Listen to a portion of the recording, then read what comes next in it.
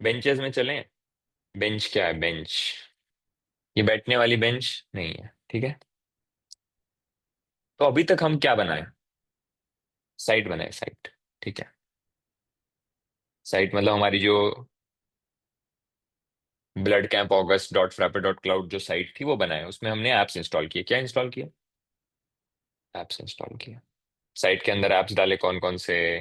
तो फ्रेमवर्क तो एक ऐसे ही बोल दो, मैं उसको ऐप्स में नहीं गिनता हूँ, बट ठीक है चलो, फ्रेमवर्क तो था ही, वो तो रहता ही है। उसके ऊपर हमने डाला मान लो ईआरपी नेक्स्ट। उसके बाद हमने डाला फ्रैपे बिल्डर।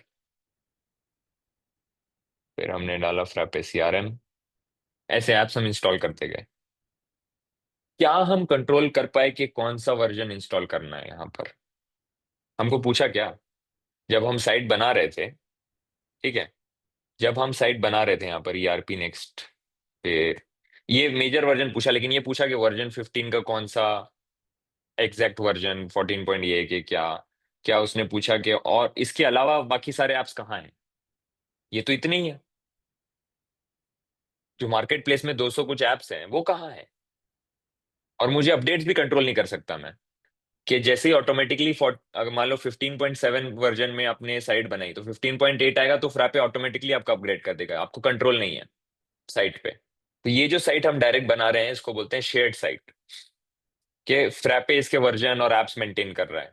ठीक है, आपको कोई कंट्रोल नहीं है उसका। तो इससे एक फॉल्ट ये आया कि हम कस्टम एप्स जो हमने खुद एप्स बना लिए, मान लो आप डेवलपर बन गए, आपने एप्स बना लिए, किसी गिटहब पे आपको कोई ऐप मिल गया, वो इंस्टॉल नहीं कर सकते इसमें। ठीक है। तो वो कहाँ एक्सेस मिलेगा आपको? बेंच में। तो शेयर्ड वाले में क्या होता है कि बेंच फ्रैपे मेंटेन कर रहा है। ठीक है, इसलिए उसको पब्लिक बेंचेस बोलते हैं, इसलिए फीचर का नाम है प्राइवेट बेंचेस।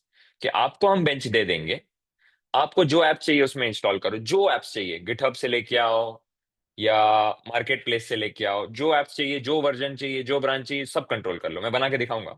जो चाहिए वो कंट्रोल कर लो। आप बता दो कि अच्छा मेरे को ईआरपी नेक्स्ट का अम, मेरा कुछ कस्टम ब्रांच है वो चाहिए, फ्रेमवर्क का वर्जन 15 चाहिए, ये कुछ तो एक मेरे को थीमिंग ऐप मिला है, ठीक है, व्हाट्सअप मिला है, व्हाट्सअप ऐप मिला है गिटहब में, वो इंस्टॉल कर दो मेरे को, ये वाला ब्रांच उसका। ठीक है। पूरा कस्टम आप बना सकते हो कि ये वर्जन ये चाहिए इसको मेरे को। उसके बाद जो साइट वाला कॉन्सेप्ट है, ठीक है, इसको एक रेक्टेंगल में ऐसा डालते हैं, ऐसा उठाते हैं इसको। अब जो साइट है वो बेंच के अंदर आ जाएगी।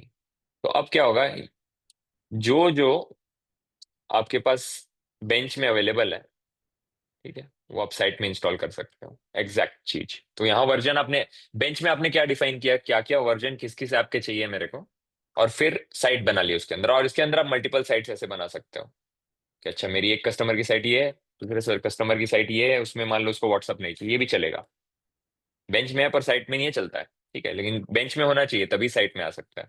अब क्या होगा कि अपडेट भी आप कंट्रोल करोगे, तो आपका खुद का बेंच है।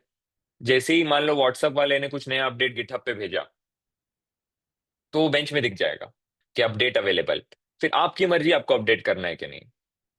शेयर्ड वाले में क्या हो रहा था, जहां आपने सिर्फ साइट बनाई थी वहां पर ऑटोमेटिक अपडेट हो जा रहा था। समझ में आया बेंच क्या है? बेंच आपको ऐसा एक ग्रुप बनाने देता है कि अच्छा ये ऐप्स है मेरे, और उसको आप डिप्लॉय कर दोगे एक बार तो सर्वर में जाके बेंच बना देगा आपके लिए।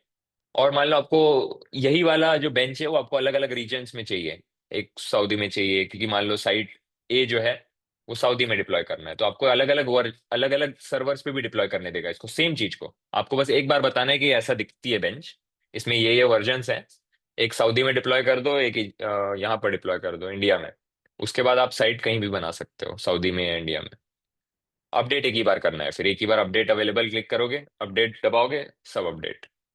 तो मोर कंट्रोल, क्योंकि ये आपकी प्राइवेट बेंच है, ठीक है, ये प्राइवेट है आपकी बेंच, आपकी ही बेंच है, इसमें किसी और कस्टमर की साइट भी नहीं है बेंच के अंदर, सर्वर में तो है। तो अब आर्किटेक्चर जो ऊपर से अपन जूम आउट करके देखेंगे तो ऐसा दिखता है, सर्वर है, उसके अंदर बेंच है, बेंच 1, बेंच 2, बेंच 3, समझ गए? ठीक है, उसके अंदर साइट्स हैं, आपकी साइट 1। तो एक बार में एकदम क्लिक नहीं करता है, दैट इज फाइन, कोई दिक्कत नहीं है। साइट इधर हो गई 3, मान लो इधर एक साइट है, इधर 2 साइट है, आ गया समझ में? Site 2, side three. तो प्राइवेट बेंच के केस में आपको ये बेंच हम दे देते हैं कि आपकी बेंच है।